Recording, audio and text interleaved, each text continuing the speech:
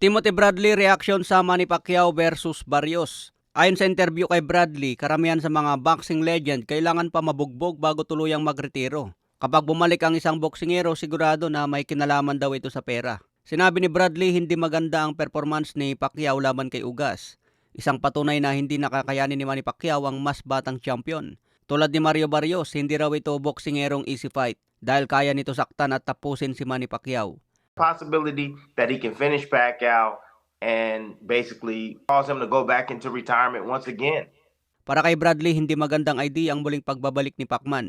Isang delikado at mapanganib dahil matagal ito walang laban at biglang babalik laban sa champion. Kaya posibleng babalik daw sa pagretiro si Pacquiao matapos magulpi ni Barrios. Ang isang armas na lang daw ni Manny Pacquiao kung may natitira pang lakas at kayang tumagal sa laban. Ayon naman kay Chris Mannix, isang analyst, reporter and commentator ng The Zone, hindi raw siya believe sa skill ni Mario Barrios. Madali daw kasi tamaan ang muka ni Barrios at madaling mga matis. Namumula daw agad ang muka ni Barrios tuwing tinatamaan ng suntok. Kung maganda pa raw ang kondisyon ni Pacquiao, masasaktan pa rin niya si Barrios at posibleng manalo. Yeah, I actually think he can beat Barrios. Tim, I think when he gets hit, his face swells up pretty quickly. Para kay Chris Mannix, si Jaron Ennis lang ang delikadong kalaban sa welterweight. Pero itong si Barrios, hindi raw ito malakas na boxer sa 147 dahil madaling mga matis ang muka. Sinabi pa ni Chris Mannix paano raw nagagawa ito ng WBC.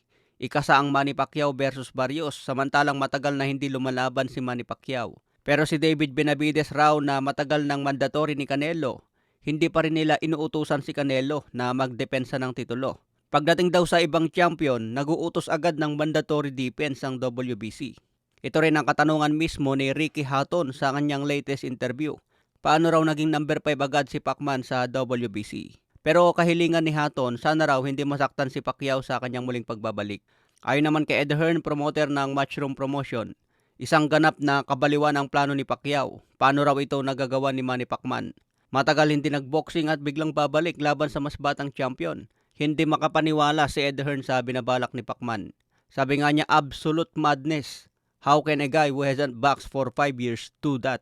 Mahirap nga naman lumaban agad sa champion na walang tune-up. Kaya gugulatin ni Manny Pacquiao ang mundo ng boxing kung may panalo niya kay Barrios. Ayon din sa ibang nagko-comment mga tol, hindi raw ito kayang gawin ni Floyd Mayweather. Hindi raw isusugal ni Mayweather ang kalusugan niya laban sa champion. Sinabi nga dati ni Mayweather mga tol, bakit pa siya lalaban sa buong 12 rounds kung kaya niya kitain sa exhibition ng malaking pera. Para kay Mayweather, pera na lang ang habol niya sa boxing. Lumaban na para kumita. Tapos na raw siya gumawa ng pangalan at nag-iisang the best ever. Samantala ayon sa paliwanag ng WBC, Manny Pacquiao has been licensed by Nevada and passed all medicals, and as a legendary WBC champion has been approved to fight by our organization. Yan po ang depensa ng WBC kung bakit nilagay nila si Pacman sa number 5. Okay mga tol, hanggang sa muling update.